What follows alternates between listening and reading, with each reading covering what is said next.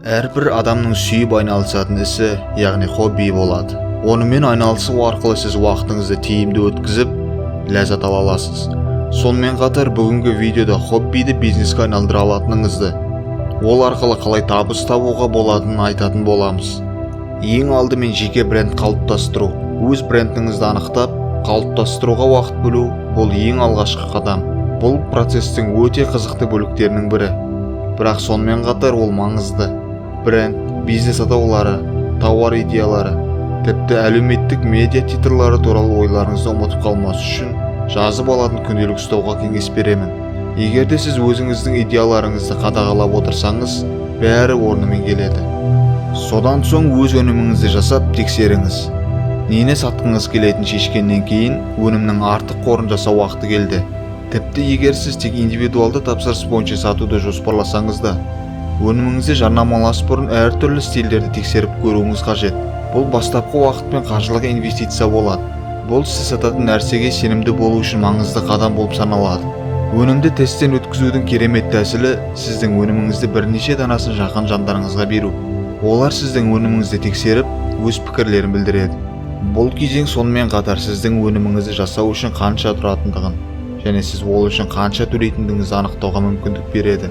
Мұны бағалаудың жақсы тәсілі ұқсас дүкендермен сатылатын заттарды тексеру және бағаларын салыстыру. Осы арқылы сіз нарық туралы жақсы түсінікке ие боласыз және өзіңіздің қай жерге сәйкес келетініңізді көре аласыз. Сондай-ақ өнімді қалай жеткізетініңізді шешуіңіз қажет. Мысалы, тегін жеткізу және тағы басқалар. Енді адамдарға не сатып жатқандығыңызды көрсететін кез келді.